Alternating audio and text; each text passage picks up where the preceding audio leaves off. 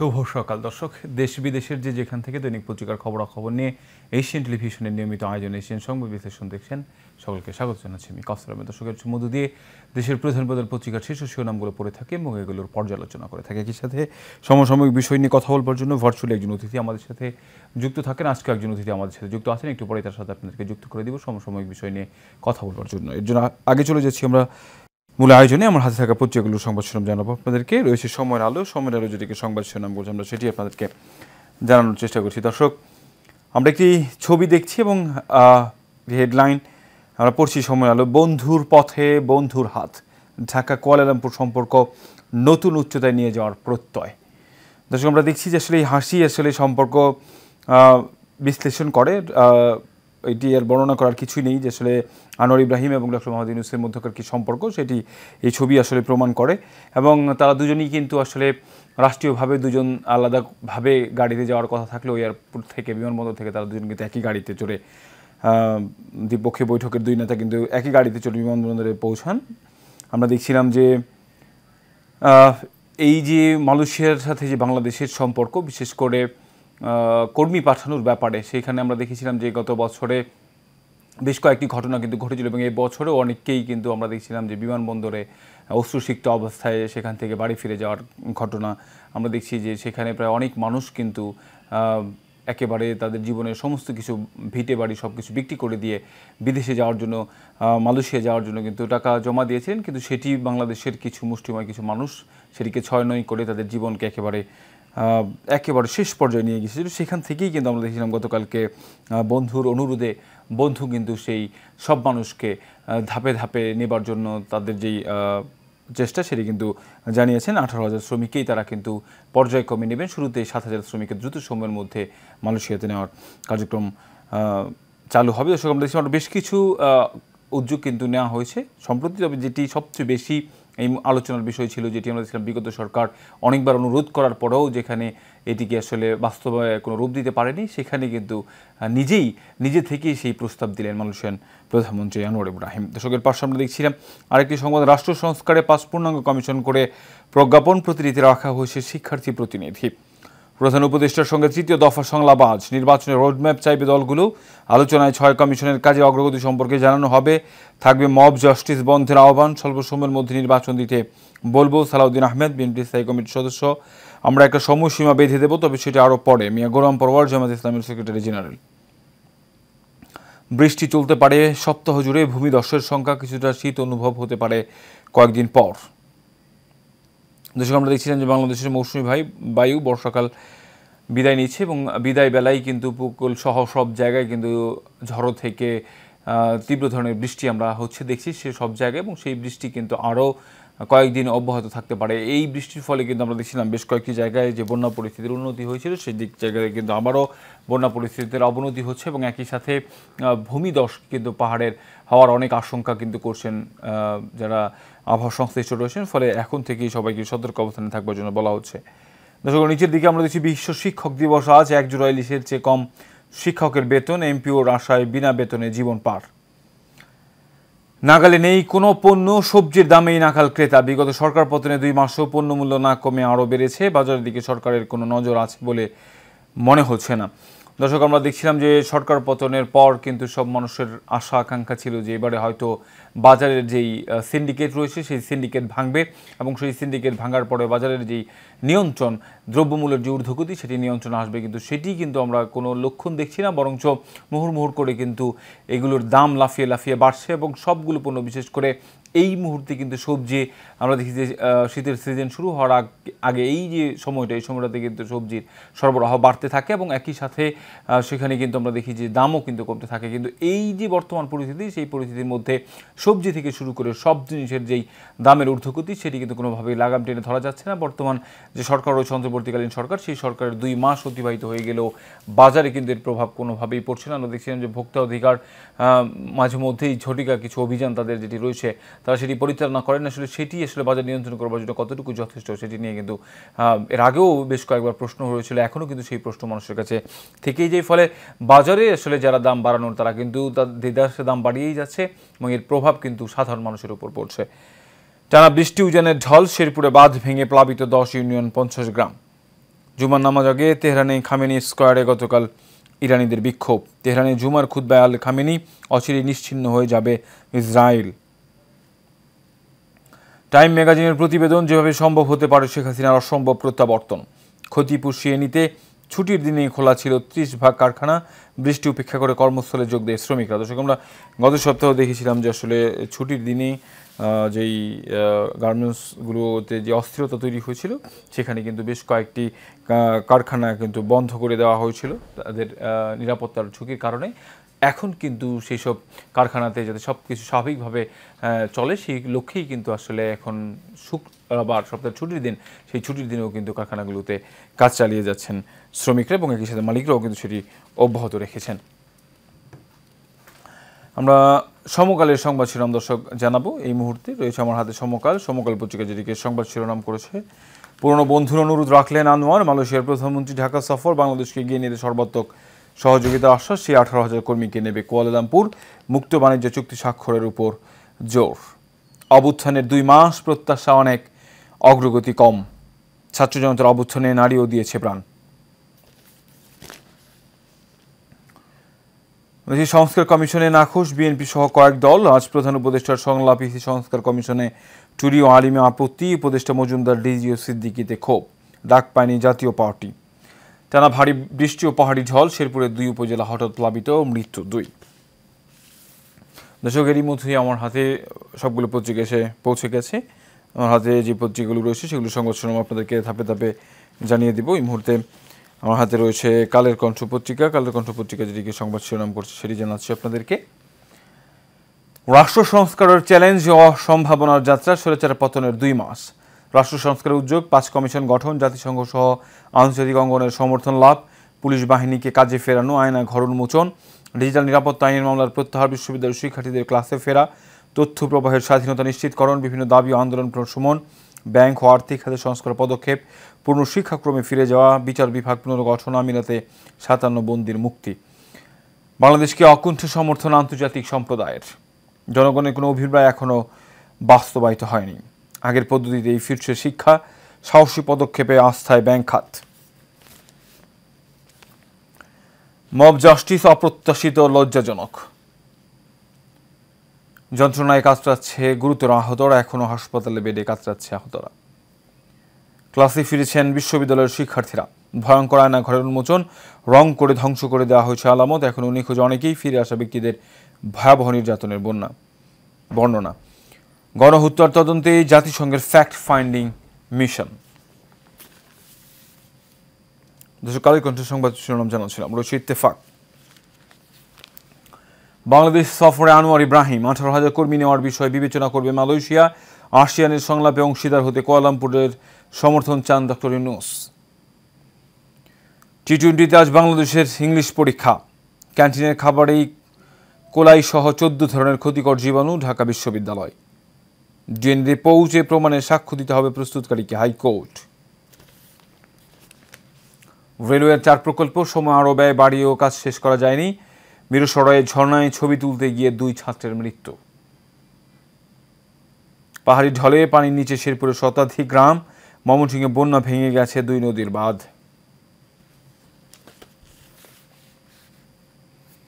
রয়েছে যুগান্তর, প্রধান উপদেষ্টার সঙ্গে রাজনৈতিক দলের সংলাপ আজ, প্রাধান্য পাবে সংস্কার ও নির্বাচনী রোডম্যাপ, আলোচনায় আসতে পারে ইসি গঠন, রাজনৈতিক মামলা প্রত্যাহার, আইন শৃঙ্খলা পরিস্থিতির উপর গুরুত্ব। সংস্কারে কেমন সময় লাগবে, কতদিন পর নির্বাচন, সরকার কাঠামো, আইন ও বিচার ব্যবস্থা, জনপ্রশাসন ও পুলিশ ব্যবস্থাপনায় সংস্কারের বিষয়। ডক্টর ইউনূস আনোয়ার ইব্রাহিম বৈঠক, ব্যবসা বিনিয়োগ বাড়িয়ে সম্পর্ক জোর দেওয়ার একমত। আটকে পড়া 18,000 শ্রমিক মালয়েশিয়ায় যেতে পারবেন, রাষ্ট্রপতির সঙ্গে সাক্ষাৎ আর জনশক্তি নেওয়ার আহ্বান। লেবাননে ইসরায়েলে হামলা অব্যাহত, এবার টার্গেট নাসরুল্লাহর সম্ভাব্য উত্তরসূরি। খেলাপি নবায়ন, সুদ মওকুফ, বিশেষ ছাড়া সব সুবিধা ঋণ জালিয়াতদেরই।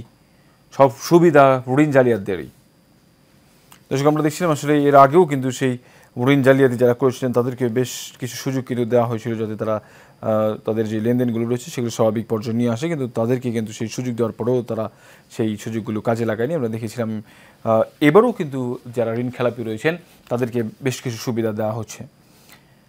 রয়েছে প্রথম আলো পত্রিকা,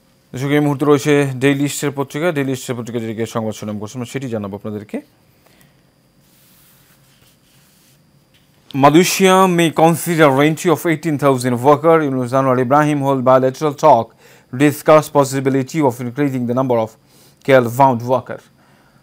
2 months of Jura uprising, many Zood is staring at bleak future. আমরা দেখছিলাম যে দর্শক এমন অনেকেই রয়েছেন যারা আসলে দুনিয়ার আলো একেবারেই হারিয়ে ফেলেছেন, অনেকেই আজীবন বিছানায় কাটাতে হবে, এমন অনেক ঘটনাই কিন্তু আহত যারা হয়েছেন বৈষম্যবিরোধী ছাত্র আন্দোলনের ওই সময় তাদের আমরা দেখেছি ওই সব চিত্র। আমরা একটি ছবি দেখছি, smoke rises from the debris of destroyed building the aftermath of an Israeli strike of the neighbourhood of Morzi in Beirut southern Shobrose yesterday. Iran allies will keep fighting Israel, says Khamenei, as Israeli offensive in Lebanon continue. A raid on West Bank refugee camp killed 18.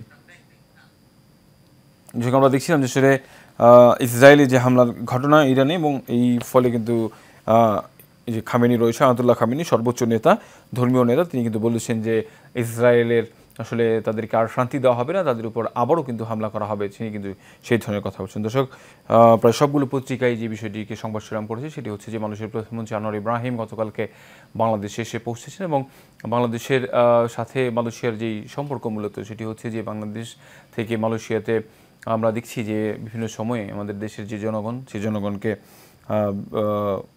বিদেশের মালয়েশিয়ার মাটিতে পাঠানো হয়, এবং Malaysia থেকে কিন্তু বিপুল পরিমাণ অর্থ কিন্তু বাংলাদেশে আসে রেমিটেন্সের মাধ্যমে। আমরা দেখি একেবারে শুরুর দিকের যদি কয়েকটি দেশ বলা হয় জনশক্তি রপ্তানিতে, এর মধ্যে মালয়েশিয়া, সৌদি আরবের নাম কিন্তু সবার উপরের দিকে থাকে। কিন্তু গত কয়েক বছর আমরা দেখেছিলাম যে বিভিন্ন সিন্ডিকেটের কারণে, এই সিন্ডিকেটের কবলে পড়ে কিন্তু সেই মালয়েশিয়ার যে বাজার, সেই মালয়েশিয়ার বাজার কিন্তু নষ্ট হয়ে গিয়েছিল। ফলে আমরা অনেক শ্রমিককেও দেখেছি যে এয়ারপোর্টে থেকে আসলে তারা তাদের সর্বস্ব শেষ করে তারা সেইখান থেকে আবার বাসায় ফিরে গিয়েছিলেন, কিন্তু এখন আবার নতুনভাবে কিন্তু সেই পথ শুরু হয়েছে, মানে সেই যাত্রায় দেখছিলাম, এবং সে গতকালকে কিন্তু সেই বিষয়গুলি উল্লেখ করা হয়েছে, এবং সেখানে অর্থনৈতিক, সাংস্কৃতিক বেশ কিছু বিষয়ে কিন্তু কথা হয়েছে গতকালকে। আমরা জানি যে ডক্টর মোহাম্মদ ইউনূস এবং আনোয়ার ইব্রাহিম দুজনের সাথেই যে সম্পর্ক, সেই সম্পর্ক আমরা দেখছিলাম যে আসলে তাদের ছবি এবং তাদের যে বৈঠকের যে চিত্রগুলো সেটি আসলে ফুটে এসেছে ডক্টর ইউনূসের সাথে কী পরিমাণ ভালো সম্পর্ক মালয়েশিয়ার প্রধানমন্ত্রী আনোয়ার ইব্রাহিমের। দর্শক আমরা দেখছিলাম যে আন্তর্জাতিক অঙ্গনে ডক্টর ইউনূসকে মেনে নেওয়া না মেনে নেওয়া নিয়ে কিন্তু নানান ধরনের আলোচনা সমালোচনা হচ্ছিল। অনেকেই বলছিলেন যে জাতিসংঘে এবারের বাংলাদেশের পতাকা নেই, এটি নিয়েও নানান ধরনের সমালোচনা কিন্তু হয়েছিল। কিন্তু পরে যেটি আমরা দেখলাম যে আসলে যা আন্তর্জাতিক অঙ্গনে আসলে ডক্টর মোহাম্মদ ইউনূসের যেই অবদান এবং ডক্টর মোহাম্মদ ইউনূসকে যে পরিমাণ সম্মান দেখানো হয়েছে, বিশেষ করে বাংলাদেশের পাশে থাকার যে অঙ্গীকার ব্যক্ত করা হয়েছে, এটি কিন্তু আমরা দেখেছি। এবং এই যে বর্তমান যে সরকার রয়েছে, এবং সেই সরকার কিন্তু বেশ কিছু উদ্যোগও নিয়েছেন কাজ করবার জন্য, তবে যদিও খুব বেশি আসলে উদ্যোগ নিতে দেখা যায়নি, এবং সেটি কিন্তু খুব বেশি বাস্তবায়ন হতে দেখা যায়নি। তবে কয়েকটি কমিশন গঠন করা হয়েছে, যদিও আসলে 2 মাস সময় হয়েছে, কিন্তু অনেকেই বলছেন আসলে 2 মাস সময়ে খুব বেশি নজিরবিহীন ঘটনা কিন্তু দেখা যায়নি। তবে প্রশাসনের রদবদল হয়েছে, বিচার ব্যবস্থায় কিন্তু বিচার যারা করেন আসলে তাদের কিন্তু একটি বড় ধরনের রদবদল হয়েছে। বেশ কিছু জায়গায় কিন্তু সংস্কার করবার চেষ্টা করছেন বর্তমান অন্তর্বর্তীকালীন সরকার, এবং বেশ কিছু চ্যালেঞ্জও রয়েছে, অর্থনীতি পুনরুদ্ধার সহ বেশ কিছু চ্যালেঞ্জ। সেসব চ্যালেঞ্জ মোকাবেলা করে দেশকে একটি কাঙ্ক্ষিত যে লক্ষ্যমাত্রা রয়েছে সেই লক্ষ্যমাত্রায় পৌঁছে দেবে, সেটা এটি আমাদের সবার প্রত্যাশা। দর্শক একেবারে শেষ মুহূর্তে চলে এসেছি দৈনিক পত্রিকার খবরাখবর নিয়ে। এশিয়ান টেলিভিশনের নিয়মিত আয়োজন এশিয়ান সংবাদ বিশ্লেষণ অনুষ্ঠান। আগামীকালকে দেখা হবে একই জায়গায় একই অনুষ্ঠানে। ততক্ষণ পর্যন্ত ভালো থাকবেন, সুস্থ থাকবেন। ধন্যবাদ সবাইকে।